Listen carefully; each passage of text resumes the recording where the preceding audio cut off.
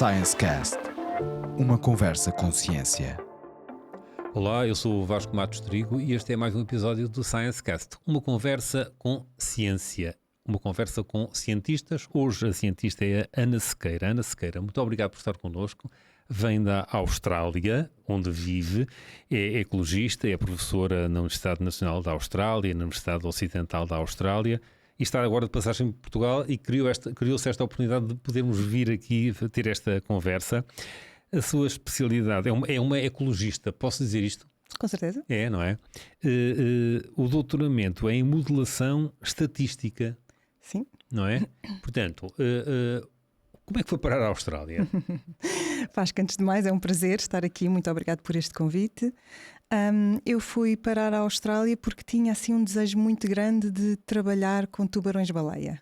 Foi o que me levou inicialmente à Austrália.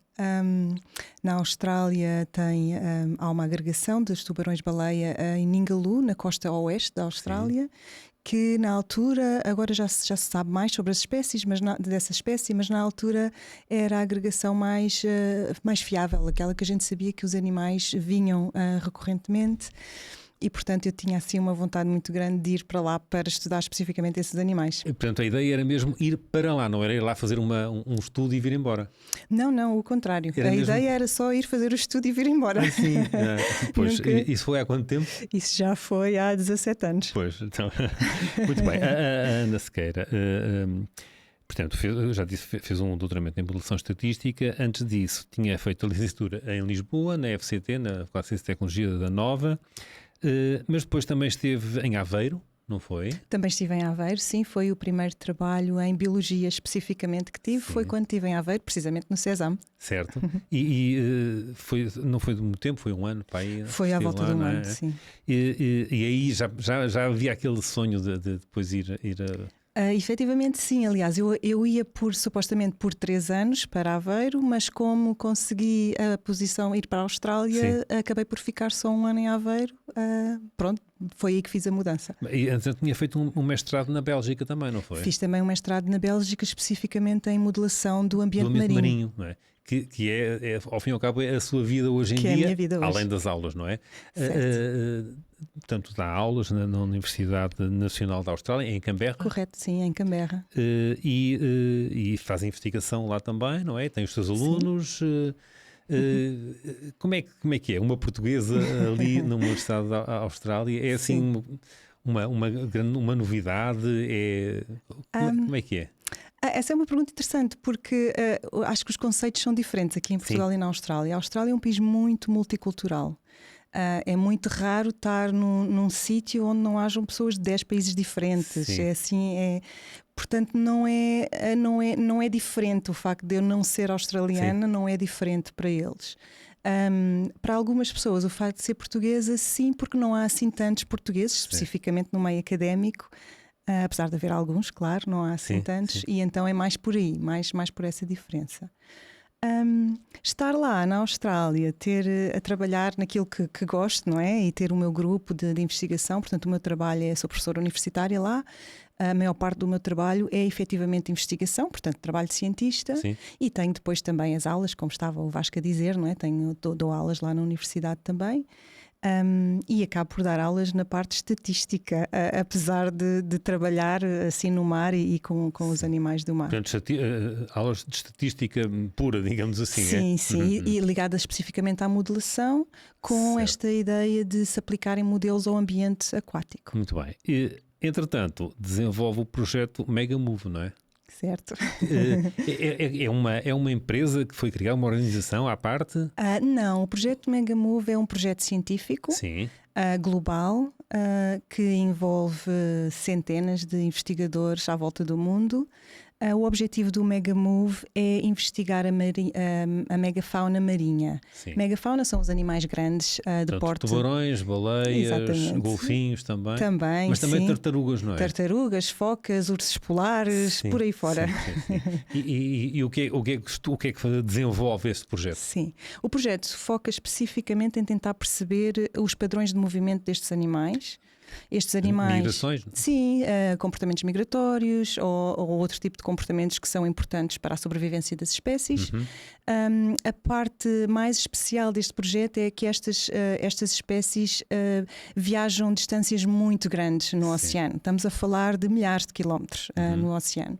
Não só ali na Austrália, não então? Só na Austrália, não. Atravessam bacias oceânicas inteiras, viajam da Indonésia para a Califórnia, portanto, atravessam assim os oceanos inteiros. E então é isso que torna o projeto especial, para a gente conseguir perceber os padrões de movimentos dessas espécies a esta escala tão grande. Precisamos mesmo de colaborar com muita gente à volta do mundo. E daí surgir este projeto. E como é que conseguem monitorizar isso? Portanto, instalam, portanto, identificadores, como é que funciona? É exatamente isso. Portanto, aplicam-se uns marcadores nas espécies, portanto, as pessoas que trabalham nas diferentes espécies em diferentes partes do oceano. Eu trabalho lá na Austrália, por exemplo, trabalho com tubarões e com tartarugas e com dugongos também. Podemos falar depois um pouco disso, se houver interesse. Portanto, vamos para o sítio onde a gente sabe que os animais vão aparecer, procuramos por eles e quando os encontramos, portanto, apanhamos e pomos um marcador no animal. Um marcador que funciona assim um bocadinho como o nosso telefone, não é? Com o GPS, sim. A gente sabe onde é que foi e onde é que está. Portanto, o marcador fica no animal, nós libertamos o animal e depois, com esse marcador, sabemos onde é que o animal está. Portanto, podemos ver onde é que ele está a ir, quanto tempo passou em sítios diferentes. E é assim que obtemos então a informação sobre o movimento das espécies. Também mergulha, vai lá ter com os animais? Também mergulha. Mergulha até mais só por lazer. Nós fazemos trabalho no mar, mas não necessitamos especificamente de mergulhar, de fazer mergulho. Mas sim, faço mergulho, sim. Então como é que é aplicado? É à distância? É um disparo, digamos assim? Certo. A aplicação depende da espécie. Por exemplo, se for uma tartaruga, temos de apanhar a tartaruga, literalmente. Portanto, vemos a tartaruga, mandamos para dentro da água, apanhamos a tartaruga quando conseguimos e trazemos a tartaruga para o barco. Portanto, uma vez que a tartaruga esteja no barco, ela normalmente fica tranquila e fazemos o processo todo da aplicação do marcador a bordo. Quando está tudo preparado, libertamos, mandamos a tartaruga, deixamos a tartaruga ir. Rápida, portanto. Depende, na tartaruga não é assim tão rápido pelo facto de precisamos de colar o marcador na carapaça e portanto temos de esperar que seque. Sim. Portanto temos ali um período em que estamos só no barco à espera que a cola seque. Sim. E qual é a dimensão dessas tartarugas? Estas tartarugas são grandes. Eu trabalho com tartarugas verdes. O comprimento delas tem, talvez o mínimo será assim 60 centímetros na carapaça, até 80 centímetros, 90 centímetros, são animais grandes. E esse trabalho não queria dizer captura, porque não é captura, mas portanto a identificação é sempre ali na Austrália, numa região específica, ou é à volta aquilo é um país, que é um continente, não é? Portanto, é em vários sítios à volta do mundo, não é só necessariamente na Austrália. Mas a Ana e a sua equipe vão a outros... Eu faço especificamente lá na Austrália, num sítio que se chama Shark Bay. Na costa oeste. Certo. Baía dos Tubarões. Né? Muito bem. E entretanto, já vamos voltar a falar aí dos animais, mas é importante referir aqui que a Ana Sequeira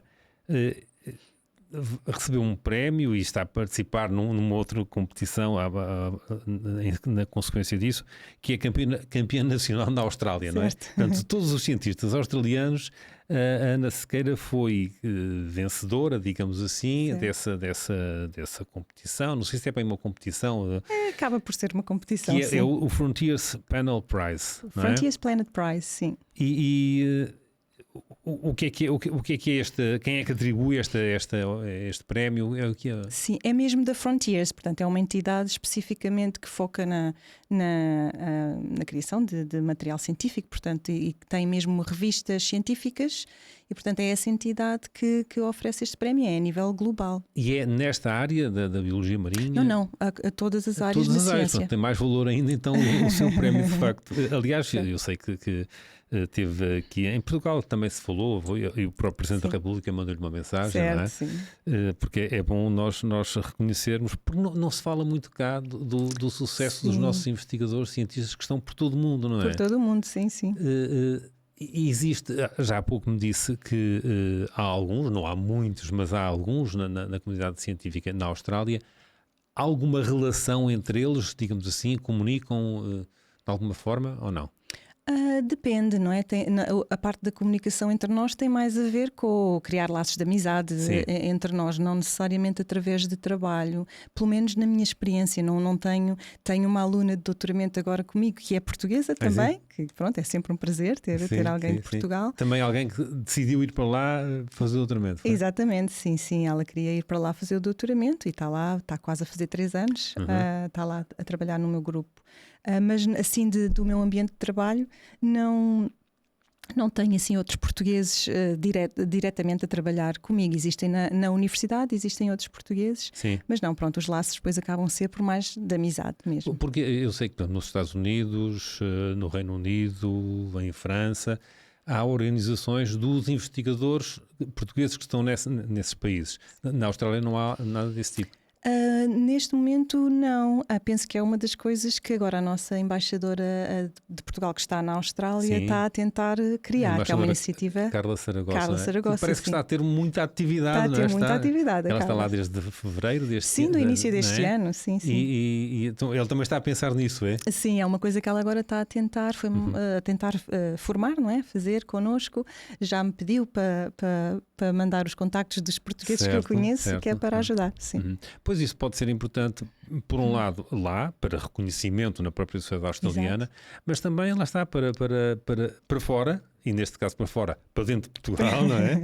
para termos essa noção de investigadores que estão por todo o mundo, não é? Sim. E teve uma experiência também de investigação aqui.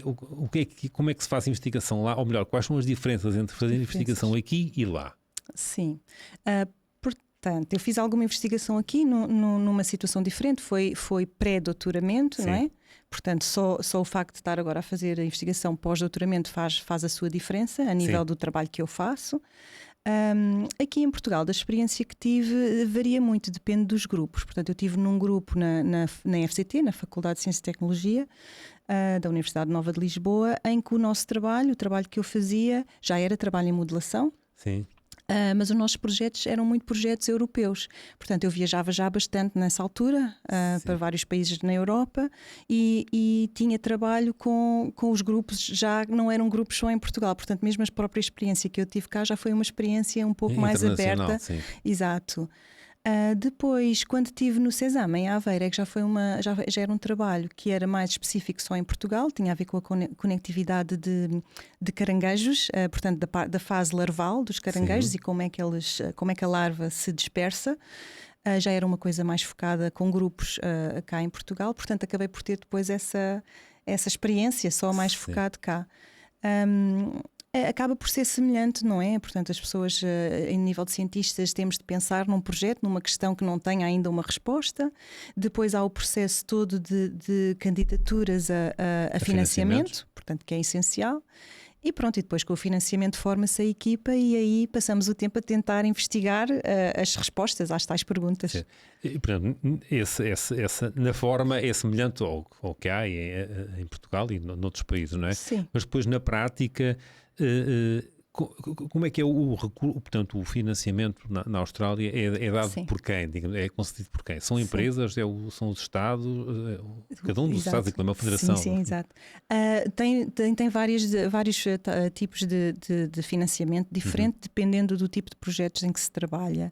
Assim, a comparação com Portugal é a Fundação para a Ciência e Tecnologia, que agora tem um nome novo, agora não me recordo do nome novo.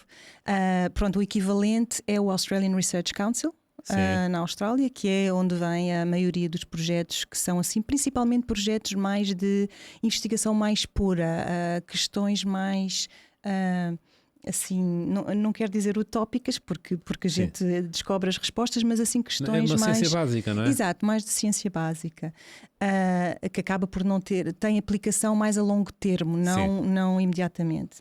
E depois há aqueles tipos de projetos que são para responder uma necessidade de agora, por exemplo, associada à indústria. Posso dar um exemplo de um projeto que eu terminei mesmo agora, no fim de junho, que foi um projeto que foi pago pelo governo federal da Austrália, portanto, o governo australiano não é do Estado. E que tinha a ver com a necessidade de ter respostas para uma espécie específica. Este era os Little Penguins, que são os pinguins pequeninos, que existem lá na Austrália, para perceber quais é que são os potenciais impactos da indústria agora falta-me a palavra em português, wind farms, mas no oceano. Portanto, ao fim e ao cabo é a produção de energia offshore. Também é um termo em inglês, mas pronto.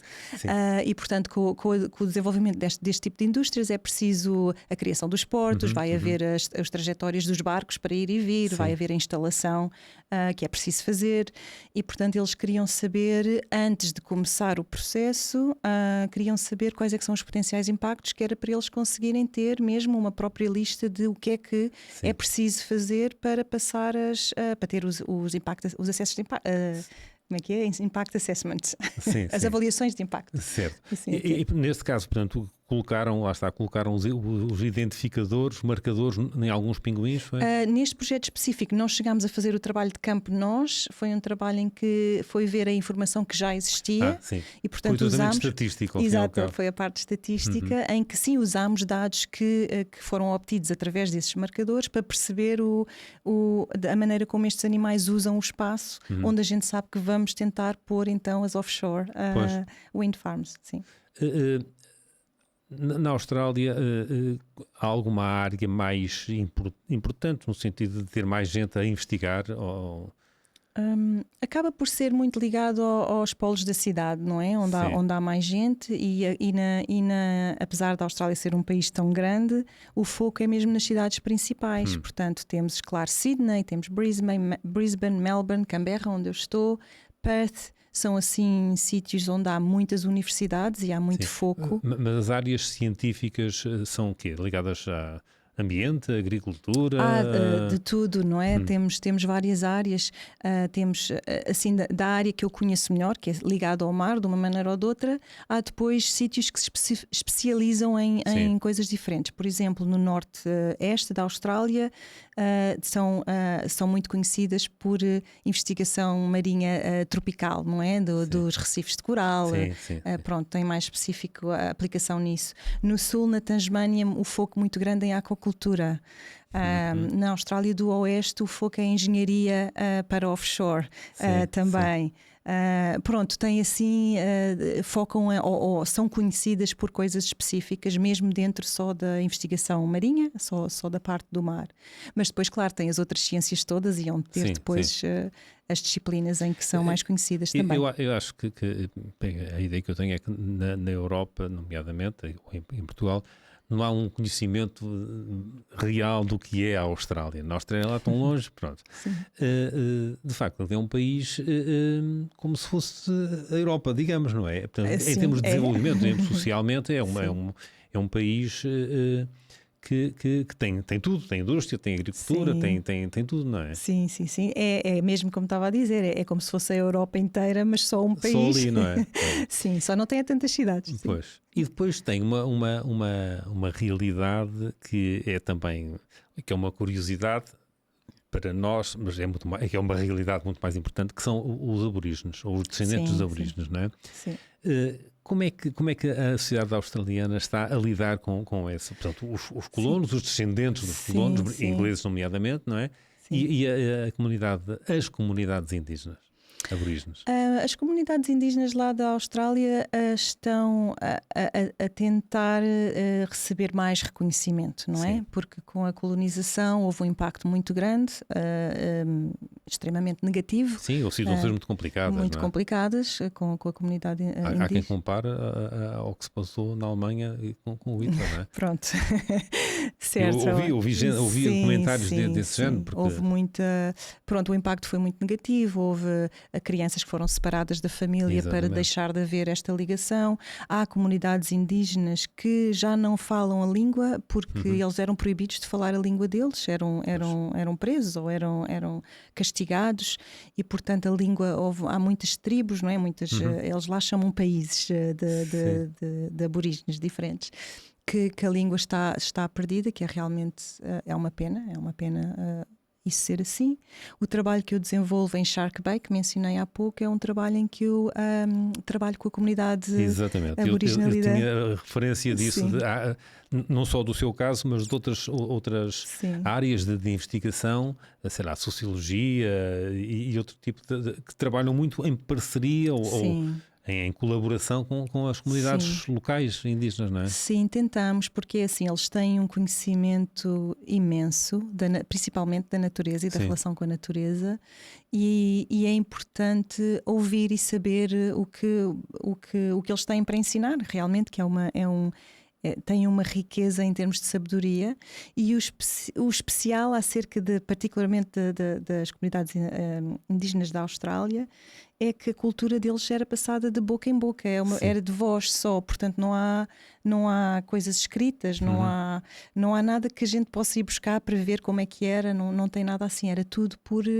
histórias, por canções. E portanto é uma cultura que depois acabou por sofrer muito com a colonização, com aquela separação que houve, e pronto, é uma pena realmente. Então muitos cientistas, incluindo eu, não é? Uma coisa que a gente tenta fazer é, quando vamos para um sítio destes, tentar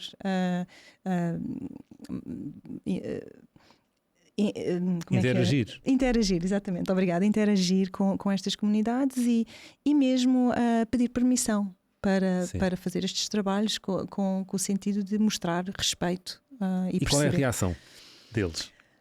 A reação deles eles, entretanto, já houve tanta gente que foi ao país deles e que no sentido dos aborígenes abusou, não é? Do ponto de vista deles, abusou, que eles estão um pouco, como eu estava a dizer, estão a tentar que seja mais visível, que o facto de reafirmar bem a sua... Exato, a presença deles e que é de facto o país deles. Eles já lá estavam e tinham um conhecimento do sistema muito além do que nós conhecemos até hoje. Sim, porque eles lá estão há milhares de anos, não é? Exatamente. E então, quando há uma pessoa assim, por exemplo, no meu projeto, demorou imenso tempo até estabelecer estas relações, porque há ali uma certa falta de confiança. E com razão. Claro.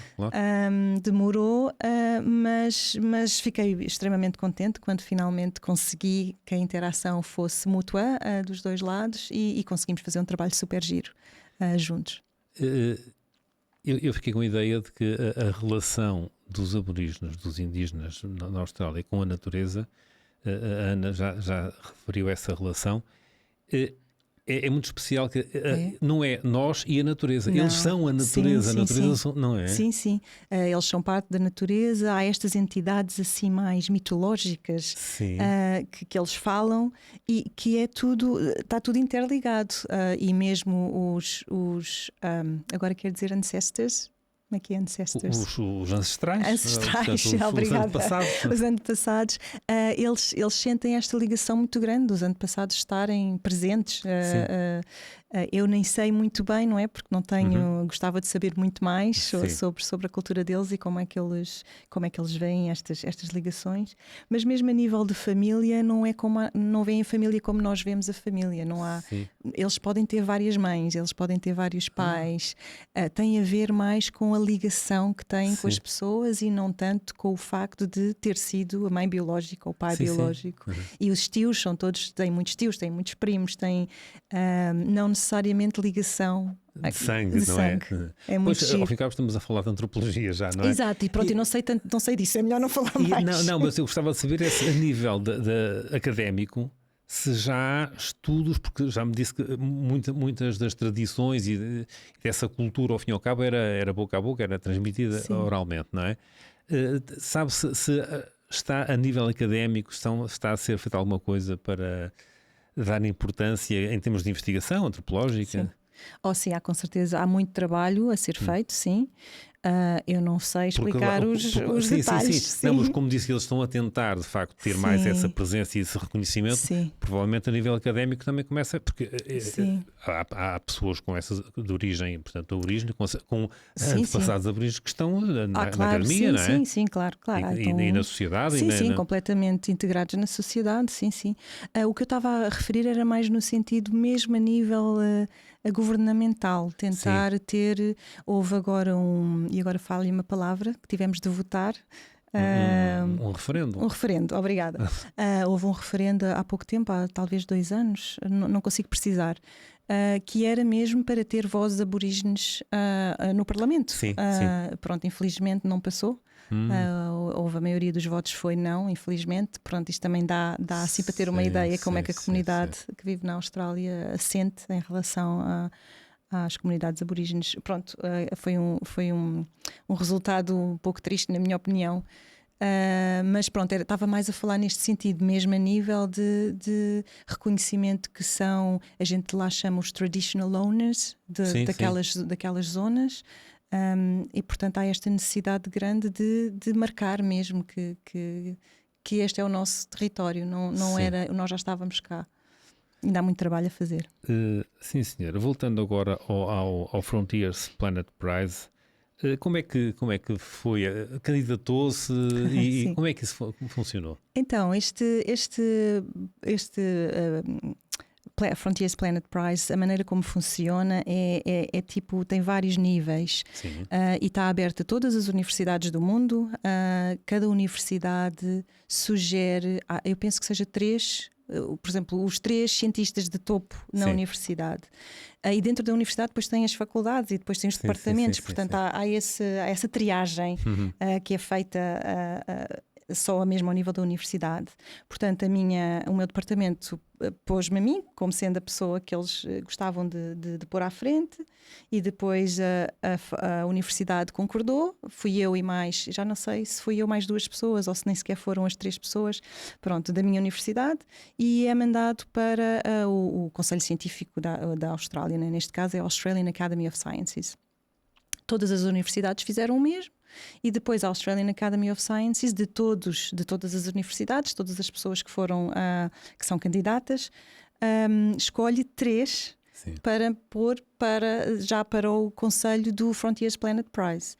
E então, depois todos os países fazem o mesmo, vão 3 de cada país. E o Frontiers Planet Prize tem um júri, eles chamam o júri dos 100, que são 100 pessoas, não é? Que estão académicos, pessoas que estão já nesse nível, que fazem então a avaliação de cada 3 pessoas que foram propostas de cada universidade. E depois escolhem o campeão nacional para o país. Neste caso fui eu. Como é que, quando começou o processo, esperava isso? Era um objetivo que tinha, ou é uma coisa que, olha, se acontecer, aconteceu? Se não... Sim, era se acontecer, aconteceu. Sim. Pensei, eu faço o meu trabalho e pensei que o Frontiers Planet Prize foca muito em trabalhos que tentam dar resposta a perguntas globais e o meu trabalho foca exatamente nisso. Portanto, eu pensei, olha, por que não? Eu estou a fazer este trabalho, vou experimentar. E depois o meu departamento concordou e, portanto, daí foi com eles. Eu já não fiz mais nada. Claro. Portanto, eu também acho que são 21 que estão a nível mundial. Ou 25. 21 ou 25. E agora ainda vai haver mais uma escolha ainda mundial? Há mais uma escolha. Então, foram 25 pessoas de campeões nacionais de países diferentes. Eu sou da Austrália e agora vai haver, dentro destes 25, vão ser 13 escolhidos para ser campeões mundiais. Muito bem, sim, pronto, isto vai ser, penso que se vai saber no início do ano que vem, portanto, janeiro. Bem. Estaremos atentos para... E eu também. Ana, há pouco falou dos dugongos. Dos dugongos, sim. O quê? Eu nem sei dizer, eu acho que em português é dugongos também. Nós conhecemos os manatins, não é? Sim. É uma espécie muito parecida com o manatim, só tem umas diferenças anatómicas, principalmente nas barbatanas caudais. Mas é uma espécie que, pronto, são mamíferos marinhos. Sim. Comem erva marinha. São herbívoros. São herbívoros e são assim, pronto, a gente acho que em português até chamava as vacas do mar, penso que seja o nome Talvez, conhecido sim. aqui em Portugal. São robustos, Sim. são os animais muito interessantes que também fazem e são especificamente importantes para as comunidades aborígenes. São uma espécie com quem eles têm bastante afinidade. E então foi uma das razões pela qual o meu trabalho lá em Shark Bay foi tão ligado Sim. com a comunidade aborígene, teve mesmo a ver com o facto de trabalhar com os dugongos. E portanto o que nós tentámos fazer foi apanhar os dugongos para marcar, para saber a trajetória deles, e uma das questões principais que eles tinham era perceber de onde é que os dugongos que existem em Shark Bay, nesta tal baía dos tubarões onde eu trabalho, qual é que é a ligação que tem com outros ecossistemas e outras baías lá na Austrália. Portanto, as comunidades indígenas estavam super interessadas em saber e acabou por ser uma maneira de, agora estou a desviar um bocadinho, voltar outra vez ao que estávamos a falar há pouco, porque eles têm os métodos tradicionais deles de apanhar os dugongos, porque portanto são coisas que eles ainda fazem, se eles têm autorização para fazer isso. Mas eles apanham, já agora, desculpa, eles apanham para quê? Para a alimentação? Era a alimentação, sim, mas normalmente só associado com coisas específicas, por exemplo, uma celebração, um casamento, ou pronto, tem a ver com isso, são os rituais deles. Mas entretanto, como houve a população que sabia apanhar os dugongos já envelheceu, ou muitos já não, pronto, infelizmente já não estão cá, e então a comunidade mais jovem, pronto, perdeu-se um pouco, não sabem como é que se faz. Saltar para um dugong é assustador, não é? São animais fortes. De que dimensão? Portanto, os dugongos podem ter, sei lá, de 1,5 metro até 2 metros, mais ou menos, mas são muito fortes, são animais mesmo robustos, não é? E estão no ambiente deles, na água, não é? E então acabou por ser giro, porque este projeto que nós conseguimos fazer foi como nós precisávamos de apanhar os dugongos para o nosso trabalho e tínhamos especialistas na matéria, né? Que vêm comigo para o trabalho de campo. Convidámos alguns desses jovens aborígenes para virem connosco e acabou por ser uma maneira de aprenderem connosco uma parte que é tão importante da cultura deles, mas que eles já não conseguem fazer porque, pronto, já as pessoas que conseguiam já estão idosas, já não vão fazer este tipo de trabalho. E então acabou por ser assim um ponto muito importante na nossa relação. Só para terminar, uma pergunta que se faz aos cientistas e que eles não gostam normalmente: para que é que isso serve? Para que serve? Exato. Portanto, para que consequências, ao fim e ao cabo, a utilidade. A utilidade, não é? sim. Portanto, isto é tudo para marcar os animais e para sabermos os movimentos, os padrões de movimentos deles, não é? A questão principal em que eu foco é tentar perceber como é que os animais usam o espaço especificamente para coisas como falou há pouco, migrações, mesmo tipo estradas para migrar, mesmo assim vias de migração, ou sítios onde eles, por exemplo, fazem onde eles vão comer, ou vão caçar, ou vão descansar, ou procriar. São tudo comportamentos muito importantes, não é, para a espécie. Portanto, eu tento perceber onde é que isto acontece com o objetivo de quê? De tentar perceber onde é que existe a sobreposição das nossas atividades nessas áreas. A ideia é tentar minimizar o impacto que as nossas atividades, e estou a falar, por exemplo... Já falou há pouco das plataformas de produção de energia, por exemplo, de produção de energia, coisas como pescas, atividade de pesca, tráfego marinho, poluição, plástico, barulho, principalmente em zonas costeiras, que pode haver muita intensidade de barulho, luzes na costa que também afetam muitas espécies, claro, alterações climáticas que levam ao aquecimento das águas.